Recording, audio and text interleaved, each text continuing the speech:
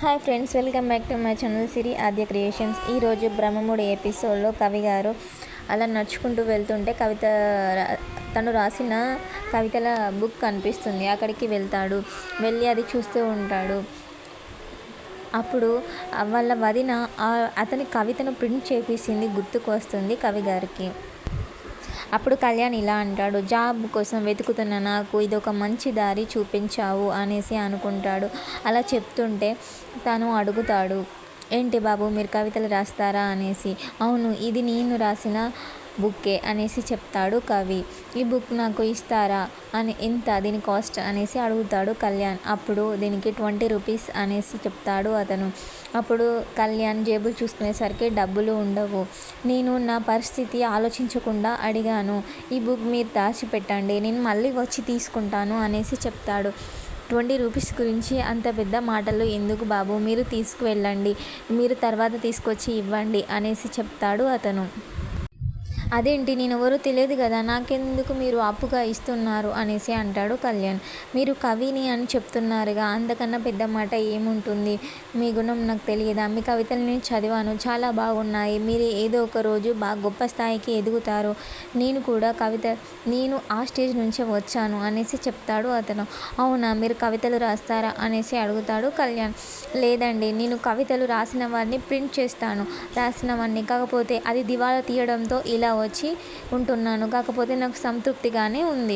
కాకపోతే మీరు చిన్న ఏజ్లో ఉన్నారు, నా ఏజ్ కంప్లీట్ అయిపోయింది, మీరు చిన్న ఏజ్లో ఉన్నారు కాబట్టి మీకు చాలా లైఫ్ ఉంది, మీరు ప్రయత్నించండి, మీరు ఏదో ఒక రోజు గొప్ప స్థాయికి ఎదుగుతారు అని చెప్తాడు. అప్పుడు కళ్యాణ్ ఇలా అంటాడు, మీ మాటలు నాకు చాలా ధైర్యాన్ని ఇచ్చాయి అని చెప్పి అక్కడి నుంచి వెళ్ళిపోతాడు కళ్యాణ్. ఇంట్లో అందరూ ఒక దగ్గర కూర్చొని ఏదో ఆలోచిస్తూ ఉంటారు. రాజ్ ఆఫీస్కి బయలుదేరుతాడు. డాడీ నేను వెళ్తాను అనేసి చెప్తాడు వాళ్ళ డాడీకి, సుభాష్కి. అప్పుడు వాళ్ళ మమ్మీ ఎలా అంటుంది, రాజ్ వాళ్ళ మమ్మీ, వెళ్తాను అనొద్దురా, వెళ్ళొస్తాను అని చెప్పాలి అనేసి చెప్తుంది. అప్పుడు సరే మమ్మీ వెళ్ళొస్తాను అని చెప్తాడు రాజ్. అప్పుడు ధాన్యలక్ష్మి, రుద్రాని ఇద్దరు ఎదురుగా వస్తారు.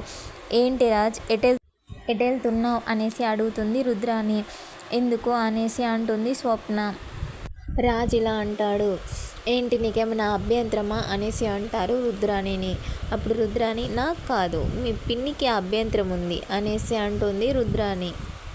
అప్పుడు రాజ్ వాళ్ళ నానమ్మ ఇలా అంటుంది, ఏంటి మీరు ఎదురొచ్చిందే కాకుండా ఏదో ప్రశ్నలు వేస్తున్నారేంటి, తను ఆఫీస్కి వెళ్తున్నాడని మీకు తెలీదా అనేసి అంటుంది రాజ్ వాళ్ళ నానమ్మ. అప్పుడు స్వప్న ఇలా అంటుంది, ఇప్పుడు ఇంతసేపు ధాన్యలక్ష్మి రుద్రానితో వెళ్ళింది కదా, ఏం నూరిపోసిందో అనేసి అంటుంది స్వప్న. ఎందుకైనా మంచిది కొన్ని వాటర్ తాగేసి కూర్చొని వెళ్ళు రాజ్ అనేసి చెప్తుంది స్వప్న రాజ్కి. అప్పుడు రుద్రాని షటప్ అనేసి అంటుంది. ధాన్యలక్ష్మి ఇలా అంటుంది రాజ్ని, వెళ్ళు రాజ్, ఇప్పుడు నీకెవరు అడ్డున్నారు, నీకు ఇష్టం వచ్చింది చేసుకో, మంచి ఆఫీస్కి వెళ్ళి రాజులా రాజభోగాలు అనుభవించు అనేసి అంటుంది ధాన్యలక్ష్మి. అప్పుడు అపర్ణకి కోపం వస్తుంది. అప్పుడు స్వప్న ఇలా అంటుంది, బయటికి తీసుకువెళ్ళి మా అత్త ఏం ఎక్కించి తీసుకువచ్చింది నీకు, ఇలా మాట్లాడుతున్నావు. ధాన్యలక్ష్మి స్వప్నని ఇలా అంటుంది, నువ్వు మా ఫ్యామిలీ మ్యాటర్స్ ఎంటర్ అవ్వకు, బాగుండదు అనేసి అంటుంది. అప్పుడు స్వప్న ఇలా అంటుంది, మరి మా అత్తని ఎందుకు నీతో తీసుకువెళ్ళావు. రాజ్ ఇలా అంటాడు, ఏంటి పిన్ని ఇలా మాట్లాడుతున్నావు, ఏమైంది నీకు అనేసి అంటాడు రాజ్. అప్పుడు ధాన్యలక్ష్మి ఇలా అంటుంది, నువ్వు నా కొడుకు అక్కడ అంతలా కష్టపడుతున్నాడు, తనకు తినడానికి తిండి లేకుండా, ఉండడానికి నీడ లేకుండా అంతలా కష్టపడుతుంటే నువ్వు ఇక్కడ హాయిగా ఆఫీస్కి వెళ్ళి రాజభోగాలు అనుభవిస్తావా. అప్పుడు అపర్ణ ఇలా అంటుంది, ఏంటి ధాన్యలక్ష్మి ఏం మాట్లాడుతున్నావు అనేసి అంటుంది. నా కొడుకు అక్కడ అంతలా కష్టపడుతుంటే ఇక్కడ నీ కొడుకు రాజభోగాలు అనుభవిస్తున్నాడు అనేసి అంటుంది. అప్పుడు అపర్ణకి కోపం వస్తుంది. ఇలా అంటుంది, నా కొడుకు రాజభోగాలు అనుభవిస్తున్నాడా, నీ కొడుకును అనుభవించంగా ఎవరు వద్దన్నారు అనేసి అంటుంది అపర్ణ. నా కొడుకు కళ్యాణ్ దగ్గరికి వెళ్ళి తీసుకొస్తానని వెళ్ళాడు కదా, తనే రాలేదు కదా, నీకు అంత ఉంటే నువ్వు వెళ్ళి తీసుకొని రా, నీకు దమ్ముంటే అనేసి అంటుంది అపర్ణ ధాన్యలక్ష్మిని. ఈ కావ్య ఆస్తంతా ఒకతే అనుభవించాలని చూస్తుంది, అందుకే నా కొడుకు రాకుండా చేస్తుంది అనేసి అంటుంది ధాన్యలక్ష్మి కావ్యని. ప్రకాశం ఇలా అంటాడు, ఏమైంది నీకు, ఎందుకు ఇలా మాట్లాడుతున్నావు అనేసి అంటే, మీరు మాట్లాడకండి, మీ వల్లే కదా మా స్థితి ఇలా వచ్చింది, ఇలా అయ్యింది. మీరే కనుక బాగున్నట్లయితే నాకు ఈ సిచ్యువేషన్ ఎందుకు వచ్చేది. మీరు మీ అన్నలా ఆధారపడినట్టు నా కొడుకు కూడా వాళ్ళ అన్న పైన ఆధారపడి బ్రతకాలా అనేసి అంటుంది ధన్యలక్ష్మి ప్రకాశంను. అప్పుడు ధన్యలక్ష్మి వాళ్ళ అత్తయ్య ఇలా అంటుంది, ఏమైంది నీకు, నువ్వు అడుక్క తింటున్నావా, లేకుంటే చినిగిపోయిన చీరలు కట్టుకుంటున్నావా, ఎందుకు అలా మాట్లాడుతున్నావు, నీకేమైందని అలా మాట్లాడుతున్నావు అనేసి అంటుంది. అప్పుడు ధన్యలక్ష్మి వాళ్ళ అత్తయ్యని ఇలా అంటుంది, మీరు కూడా మా మధ్య వ్యత్యాసం చూపిస్తున్నారు. ఒక పెద్ద కోడలిని తలపైన పెట్టుకొని చూసుకుంటున్నారు, నన్ను అసలే పట్టించుకోవట్లేదు.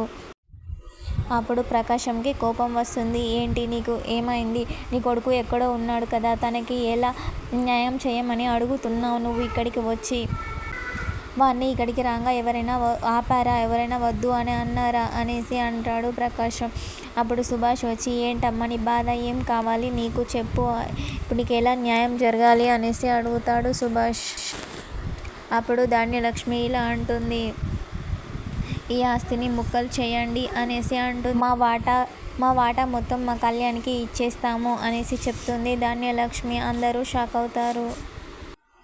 ఇది ఇలానే ఉంటే నా కళ్యాణ్ వచ్చేసరికి ఈ అక్క చెల్లెళ్ళు ఇద్దరు కలిసి మొత్తం ఊడ్చుకొని తింటారో, లేకపోతే అవ్వగారికి దానం చేస్తారో ఎవరికేం తెలుసు అనేసి అంటుంది ధాన్యలక్ష్మి.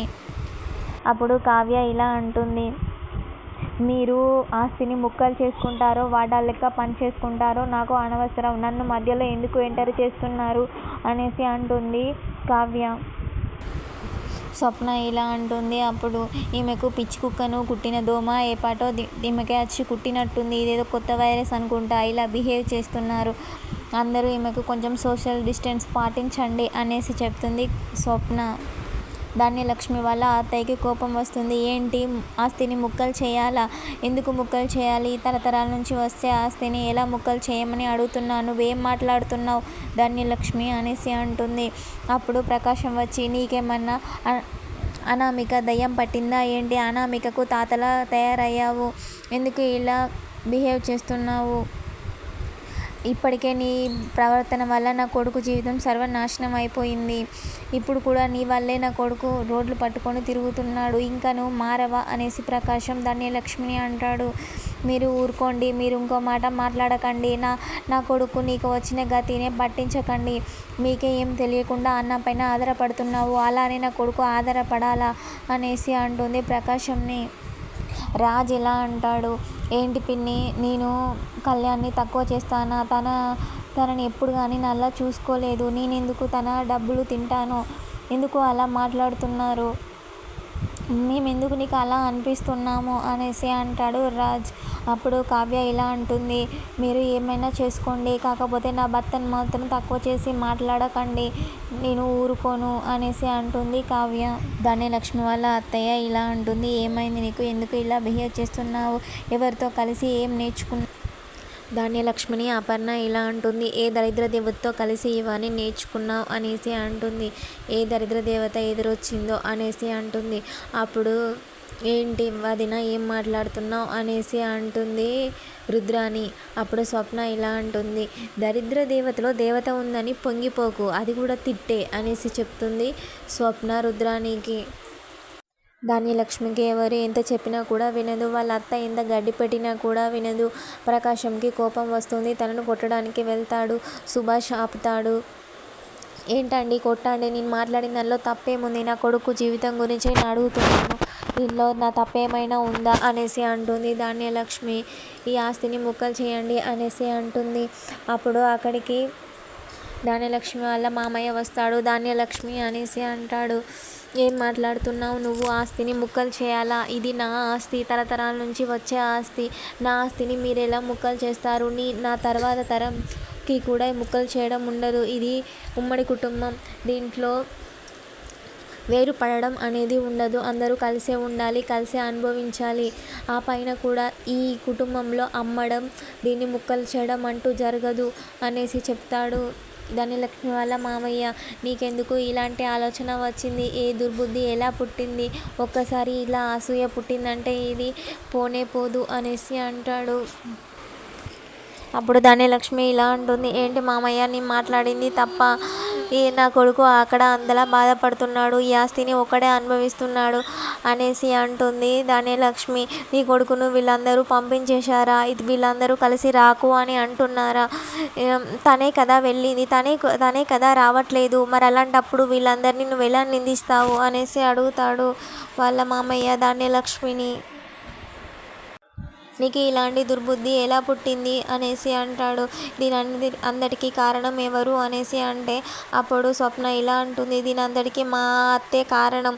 అవును తాతయ్య, నేను చెప్పేది నిజమే, దీనంతటికీ కారణం మా అత్తయ్యే, రుద్రాణిని అనేసి చెప్తుంది స్వప్న. ఇంతసేపు ఇద్దరు కలిసి బయటకు వెళ్ళి వచ్చారు, తర్వాత ఇలా స్టార్ట్ చేశారు అనేసి అంటుంది స్వప్న. దీనికి ఎవరు కారణమైనా అంతకంతకు అనుభవిస్తారు, కానీ నువ్వు ఒక తల్లిలా బాధపడుతున్నావు కాబట్టి దీనికి ఒక పరిష్కారం మాత్రం ఇవ్వగలను. కళ్యాణ్ ఇంటికి వచ్చేసరికి రాజ్ ఆఫీస్ బాధ్యతల నుంచి తప్పుకుంటాడు అనేసి చెప్తాడు ధన్యలక్ష్మి వాళ్ళ మామయ్య. అప్పుడు రాజ్ ఇలా అంటాడు, ఏంటి తాతయ్య అనేసి. అవును రాజ్, నువ్వు ఆఫీస్ బాధ్యత నుంచి తప్పుకో, కళ్యాణ్ వచ్చాకనే మళ్ళీ బాధ్యతల్లోకి వెళ్ళేవు అనేసి చెప్తాడు. దీనికంటే పరిష్కారము ఏమీ లేదు అనేసి చెప్తాడు. అప్పుడు అపర్ణ ఇలా అంటుంది, అప్పుడు మనం నష్టాల్లోకి కూరుకుపోతాం కదా మామయ్య, అక్కడ ఎవరో ఒకరు లేకుంటే కంపెనీ లాస్ అవుతుంది కదా అంటే, అవనివమ్మా అవనివ్వు దివాలా తీయనివ్వు, అయినా ఏం చేద్దాం, అంతకంతా అనుభవిస్తారులే, ఇలా ఎవరు చేశారో అంతకంతా అనుభవించాలి కదా అనేసి అంటాడు అపర్ణ వాళ్ళ మామయ్య. రాజ్ వాళ్ళ తాతయ్య ఇలా అంటాడు, ఇంకా ఎవరికైనా అభ్యంతరం ఉందా అనేసి అడుగుతాడు. అప్పుడు కావ్య ఇలా అంటుంది, నాకు ఉంది తాతయ్య అభ్యంతరము అనేసి చెప్తుంది కావ్య.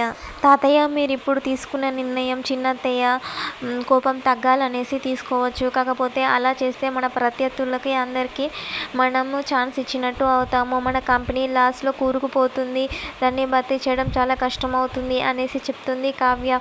అప్పుడు రాజ్ ఇలా అంటాడు, ఏంటి కావ్య, నువ్వే తాత మాటకు ఎదురు చెప్తున్నావా అనేసి. లేదండి, అలా ఇప్పుడు మనం డెసిషన్ తీసుకోవచ్చు, కాకపోతే అది కరెక్ట్ అయినది కాదు అనేసి అంటుంది కావ్య. ఇంతటితో ఇవాటి ఎపిసోడ్ పూర్తవుతుంది. రేపటి ఎపిసోడ్లో రాజ్ కావ్య ఇద్దరు గొడవ పడుతూ ఉంటారు. నువ్వే మా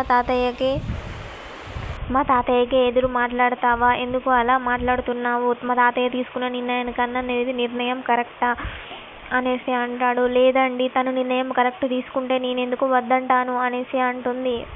రాజ్ ఇలా అంటాడు, ఏంటి కావ్య, నీకు కూడా ఆస్తి మీద మోజు పెరిగిపోయిందా ఏంటి, అందుకైనా నువ్వు ఇలా చేస్తున్నావు, ఆస్తి మీద మోజు ఎక్కువయే ఇలా మాట్లాడుతున్నావా అని అంటాడు. కావ్య షాక్ అవుతుంది.